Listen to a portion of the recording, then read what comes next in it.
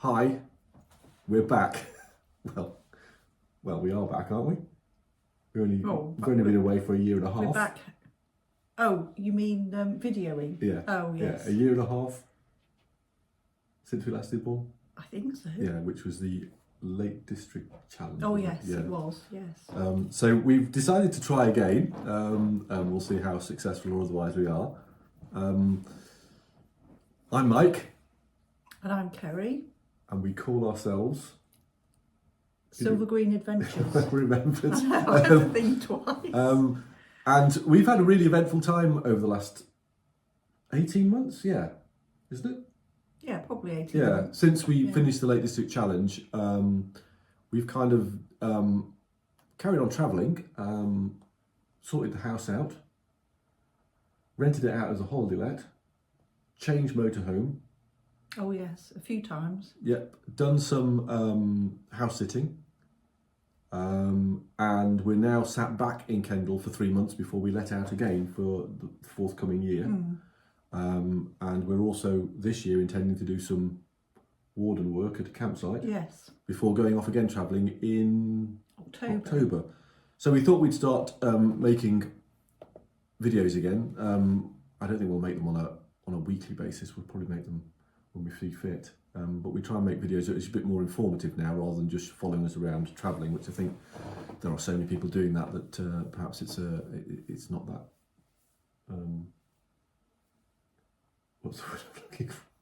Entertaining. Yes, poor last word, were they? Or interesting. Many views. Or you just wanted to do something that takes across different angles. Does that make sense? Yeah, it does. So today, what we want to do is focus on our motorhome journey and what we've learned from it, starting from our first camper van and ending with the van we've currently got, which I think we've now. We'd have to be honest now, I think we've got the right van. Yeah, it's taken us a long time to get there. So we've learned an awful lot, with a lot of lessons over that period. And we've got a few that we want to point out to those of you who perhaps are new to buying a motorhome or like us have gone through the process of a number. And we just want to share our experiences. Yeah, because you have to try them before you buy them. Well, yeah, that's one of the points we're going to come on to. Oh, sorry. You obviously haven't read the script. So that's where we are. And so I think what would be worthwhile is just to explain the vans we've had. Yeah, because we've had quite a few, haven't we? Now, I think the needs for us in a van have changed over the years. So when we initially started, what we were planning to do with a van was different than what we want to do now. Yes, So we initially bought a van on retirement. So we both retired from the fire service in 2017. That's right, isn't it? I think it was the same year. Yeah, it was. Yeah. And then we always retired with the intention of getting a van of some description. Having said that, we'd never had a van before. No. We did rent one in Australia for 2 months. No, sorry, 2 weeks. 2 weeks, sorry, not 2 months, when we had the kids when they were younger. So we didn't have a great deal of experience. And we were originally going to go for a Westphalia on a Fiat chassis, but we eventually ended up with a VW California Ocean, which we bought in 2017. And we did some travelling in it. I liked it. Yeah, we actually loved that van. It was just such good quality. Nice because you could drive it anywhere. It was an automatic. It was a sort of size where you could take anywhere. But the downsides, of course, of that were that it didn't have any toilet facilities on board. And well, no, you just had to park somewhere where there was. Yeah, but you had to be really, really disciplined with regards packing and unpacking. Because if you put the bed out, then there was no space for anything else, was there? That was the van. No, but the good thing was, which I liked about the van, is that it had a pop-up roof. And I could go to sleep in the pop-up bit. And I suppose the downside of a pop-up roof is that you hear loads of sounds. But on the other hand, I loved all that. So I loved the water sounds. I loved the rain. I like wind. I like sheep noises. That actually makes me go to sleep. So I loved that. I can't remember. And I would like that again. stop it. We're not changing vans again, are we? Not for a while. So stop No, what it. I mean is I like the noise. Oh, I see. I love driving it, as I said, but I found it, we both found it a little bit restrictive, size-wise, didn't we? And at the time, we didn't have a dog either. No. So we kept that van until about 2019. But once we bought the house in High Newton in Cumbria, we were spending all our time renovating that. And eventually we decided that it wasn't getting used enough and we needed the money to do the work in the house. Yes. So we had to sell it. Which was a shame, but really we didn't was. have a lot of quite option. a sad day. But It was. I can still remember Darth going off. well, you'd not To a explain to new anyone who Darth is. We called it Darth Vader because it was black. Yeah. Anyway, so we got rid of that, and we didn't have a van for a while, did we? No. And then just before COVID? Yes. We decided on a whim we were going to buy a bigger van, and I found this van in Humberside, a VW Crafter. He went for it because it had very low mileage. It did have low mileage. It had hardly been used at all. But it was a self-build. It was, and I think for us, we were a bit naive about that, and didn't realise that the quality of it wasn't as great as we thought it was. Well, I think initially it looked great, but you have to use it, don't you, to know what works and what doesn't work. You do, but It did work as a van. Oh no, it did, but we I don't know, it didn't, because it had a rear lounge and you had to convert the lounge to a bed, and the front bit didn't really work with regard to space. It didn't give us a lot more than what we had before. No. So it was. But it did have a toilet and a shower. It did. It was a 6 point. What was it? 6 point? No, it was nearly a 7 metre van. That was a massive van. Yes, it was. But it didn't really suit our needs, and it wasn't expensive. It was only just over 30,000 when we bought it. Well, that's saying it's not expensive. It is for some people, but for us, coming down from the California, which was significantly more, we saw it as a bit of a bargain. Bought it, hardly used it, and then sold it for almost the same amount we bought it for. Over COVID, didn't we? Yeah, we did. And again, we decided we weren't really going to look for anything else. But we then went curveball.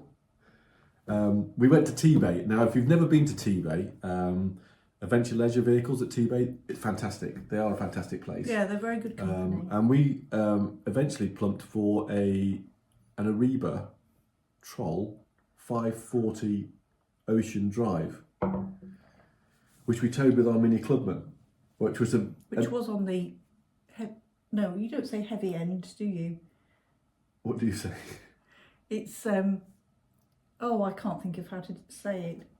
It was, its limit. It was just rated right on its limit, and you could tell when you were towing that. And I didn't really enjoy that thing at all. The great thing about having a caravan, and we still understand that, and why people have caravans, is of course you turn up at a campsite, you unhitch your caravan, you've got a car you can use. That was useful. Yeah, I quite enjoyed that. But you can't camp anywhere, can you? You've got to be in a campsite.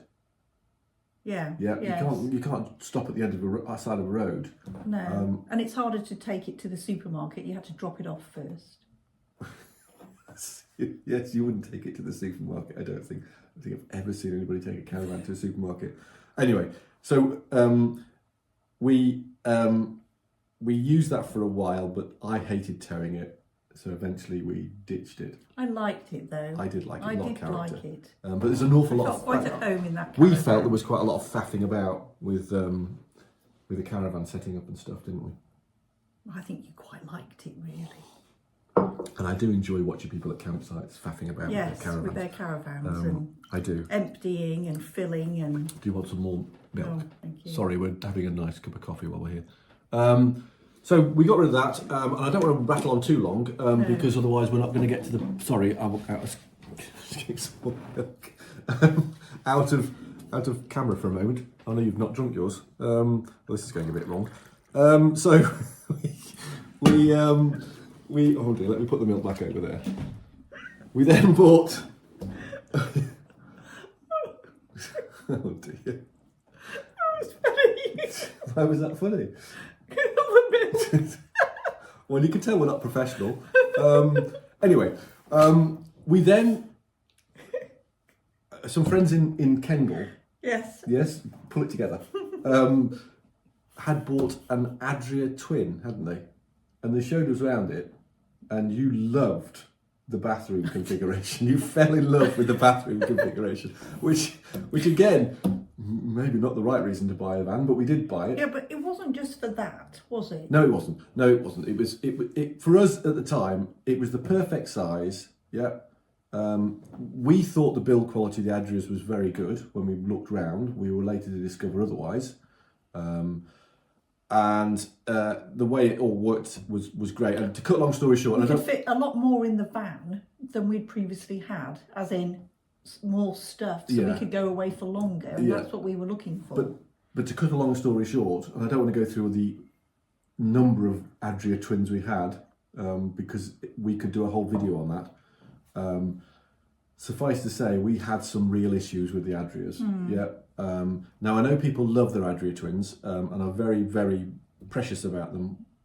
We found some real quality issues, both, and we'll come on to those when we highlight our lessons learned about the journey we've been through.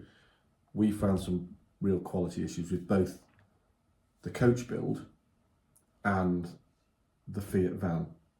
We had some real issues. Anyway, we ended up with eventually an Adria SGX, which is the one with the electric bed at the back, yeah, which drops up and down, so that we could put all our bikes and stuff in the back of that van.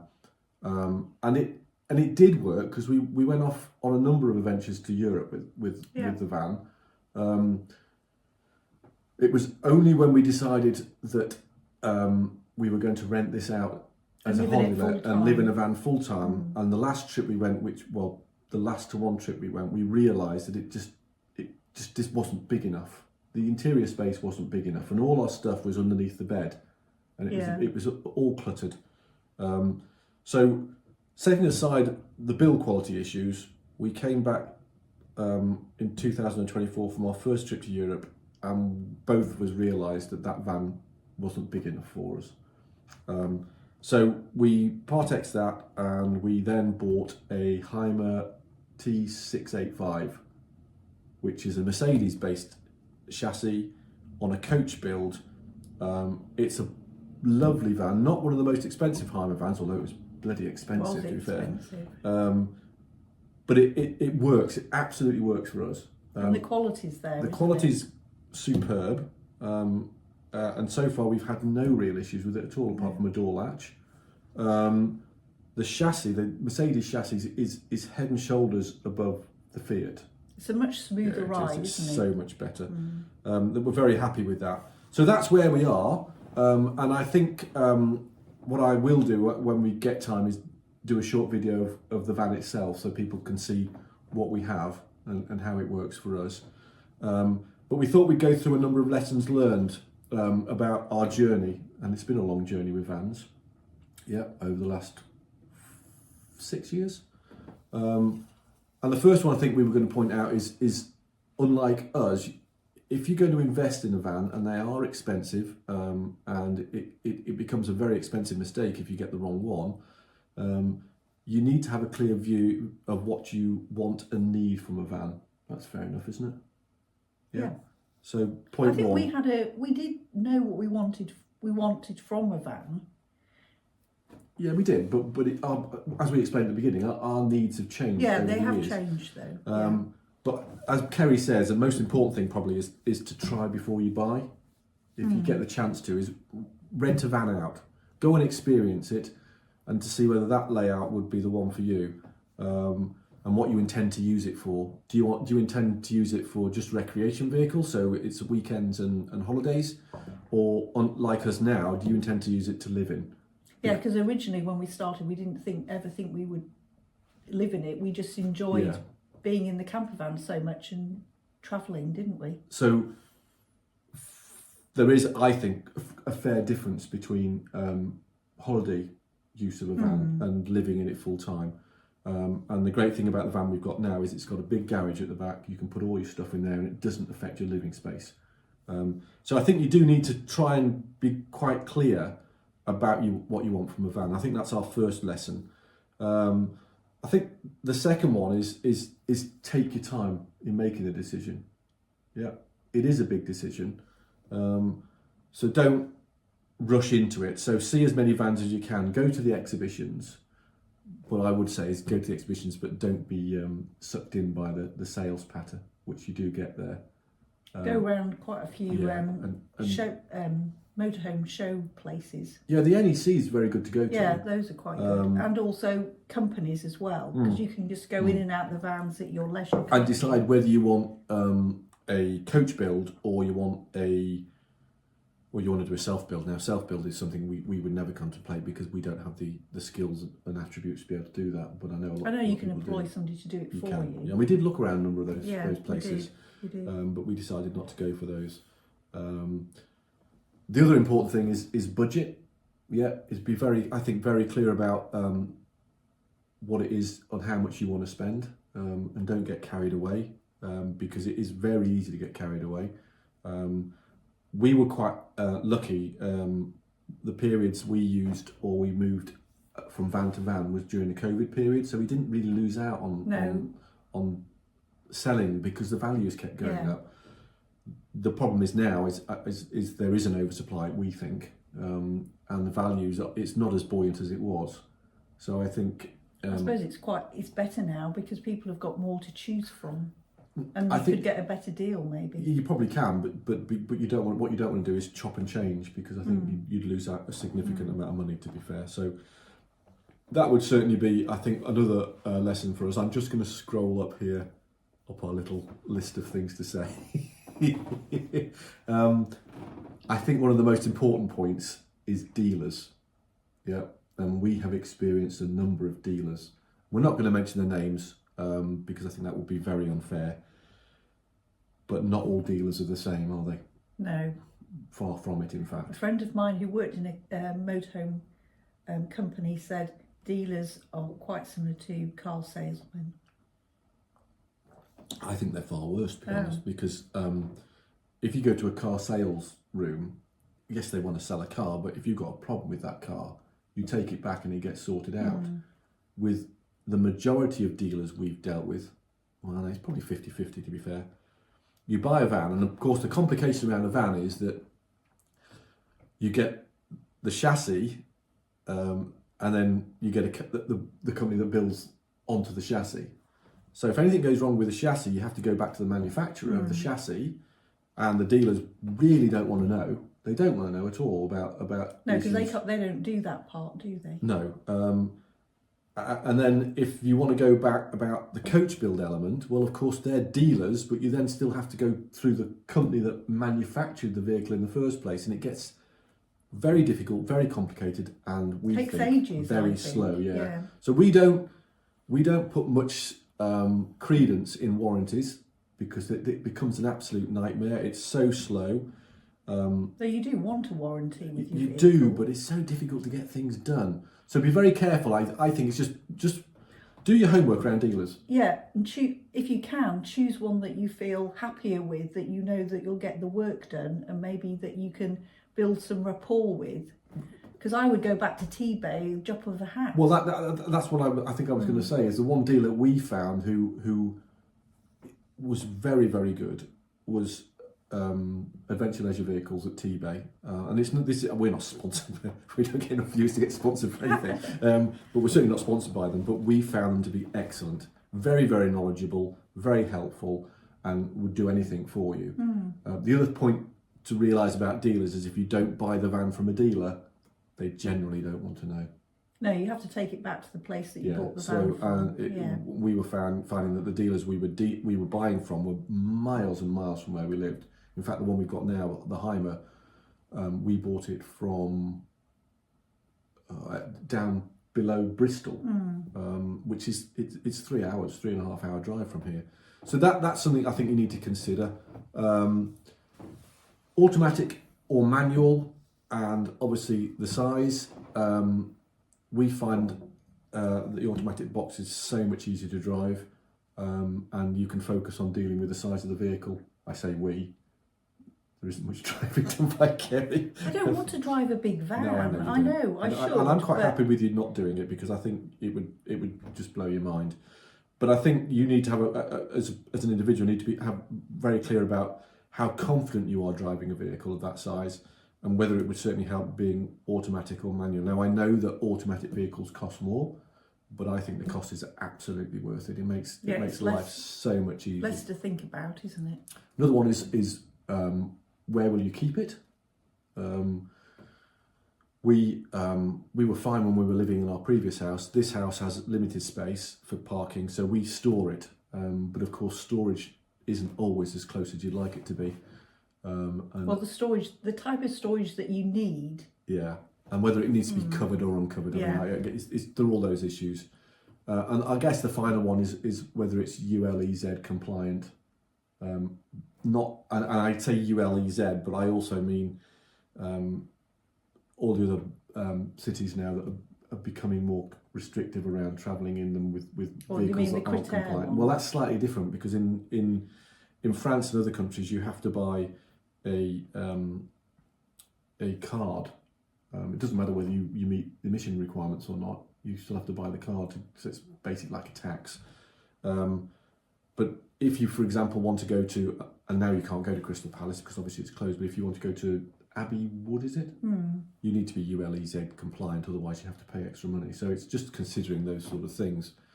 I think that's really our lessons learned. So I think from a concluding perspective, oh no, what's happened here?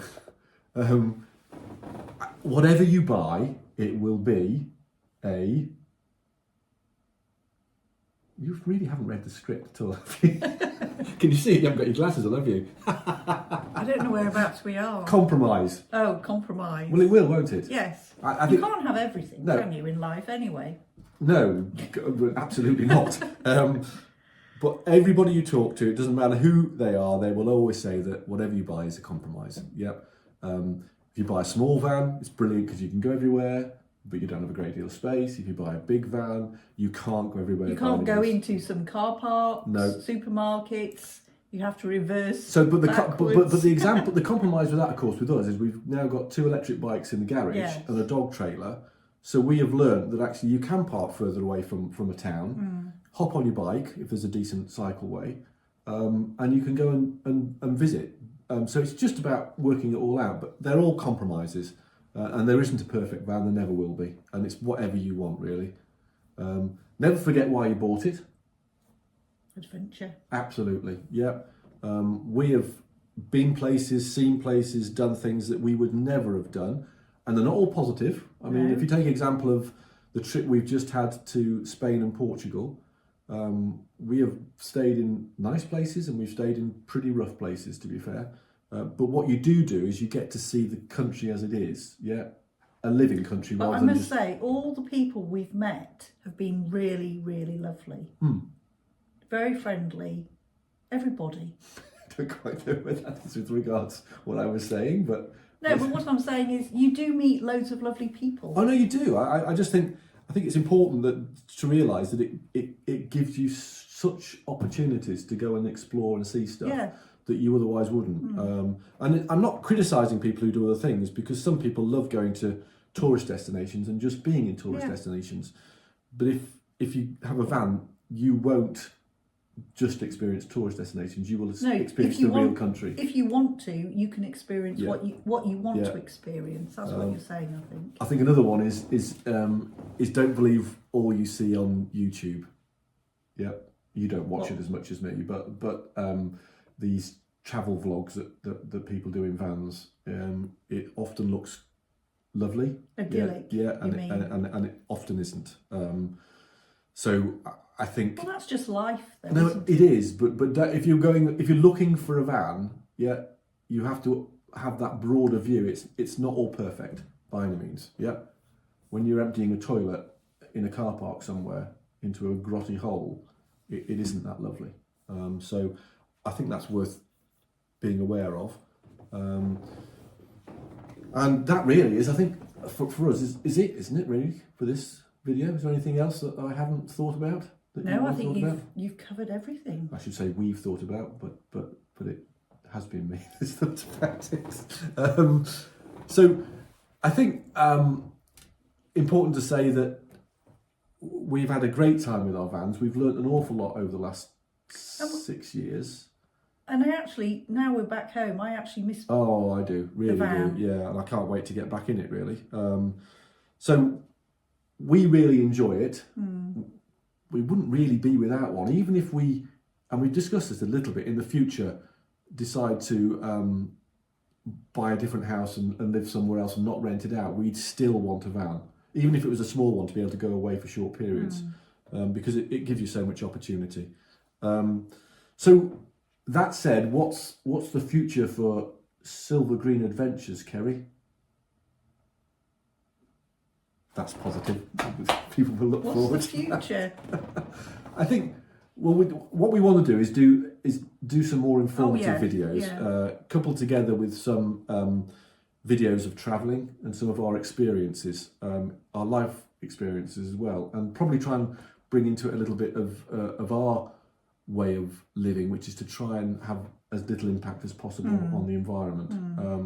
We're not always successful, but we do try. So I hope you've enjoyed this. I don't know whether it's really helped that much or not, but if you do have enjoyed it, then obviously please like and improve our subscription rate, which at the moment is probably 11 viewers. So if we get to 12, we'll be happy. Thanks for watching. We're not aiming that high. No. Well, we will in the future. Well, possibly. Let's wait and see. We're not really doing it for any other reason but enjoyment, so it doesn't matter for us. So thanks for watching, and we'll see you in the next one. Well done. Thank you, and well done to you too. Thank you.